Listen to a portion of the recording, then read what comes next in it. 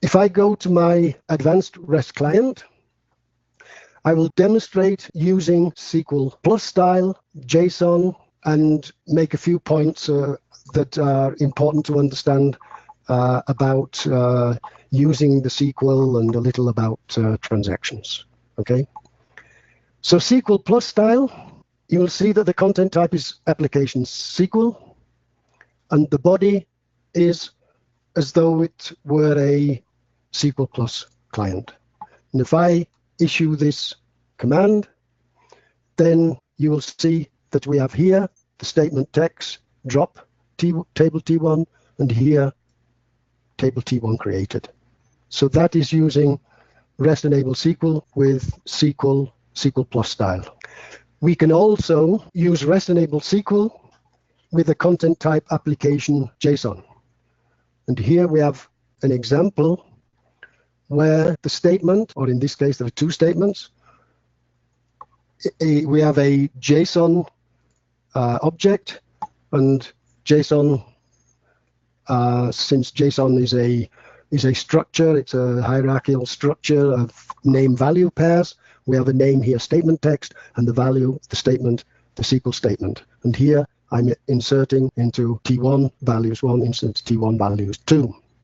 The response is one row inserted, one row inserted. I can select from that table, and we get here 2 items. The table only has 1 column, 1 and 2.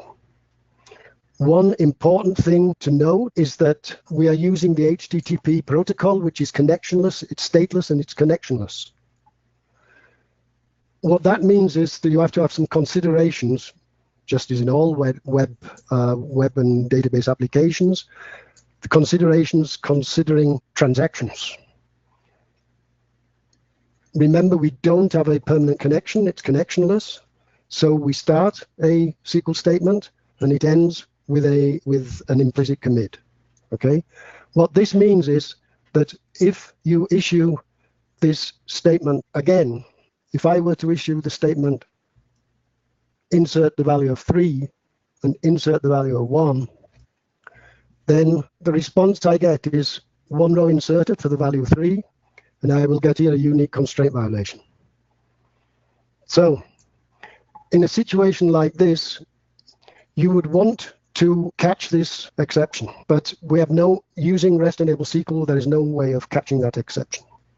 If we look now into the table, then you will see that we did, in fact, insert the value of 3. So this is important to remember, that the request is terminated by an implicit commit. It's something you have to know. You can overcome this by enclosing the statements in PL SQL. So now if I insert value 4, then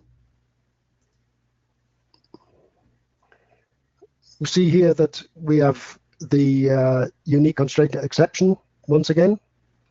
And if we go to the select again, then we will see we still have 3. So it's one way of, I would say it's making an enclosing transaction, because it is not, I don't think it's something that's very, very clear, and I haven't seen it described. It actually says that the documentation says that the request is a transaction, but it is not really. Well, it is, but one may expect that if you have an error, then it would roll back, but it doesn't. There is no automatic rollback. Okay. Just a reminder that the tool that Gary is demonstrating with is a Google tool. For short, it's called ARC, stands for Advanced REST Client. It is a free tool. Can we talk to another database with REST SQL? This is often the question. REST-enabled SQL is a ORDS service. It's an Oracle REST Data Services. We can use normal REST sources, a non-Oracle database, as a REST source, a REST endpoint, but REST-enabled SQL, we can only use it to connect to or it's only used with a remote ORDS. That's very, very important.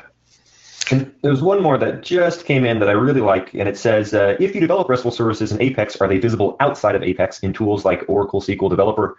When we get to the Apex exec portion, we can see how one, you can consume your ORD services or any remote web source through that package in PL SQL. But you could, based on the examples that Gary has been using, he's been using Arc this entire time, and that has absolutely nothing to do with Oracle at all, right? So these endpoints have been exposed to third-party tools, and so you can develop them or work them in whatever solution you plan on exploring further, whether that be Python, PHP, or some development process of some sort.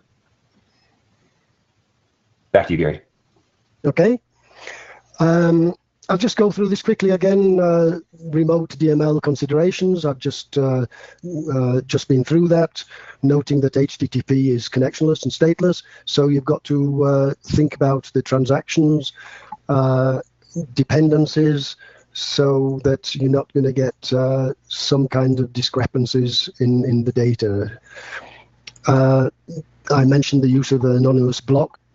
Using anonymous PL/SQL anonymous blocks to enclose multiple SQL statements. And well, this is a note. This comes later. I'll mention quickly that using REST-enabled SQL in Apex, there is no automatic row processing. There's no automatic DML.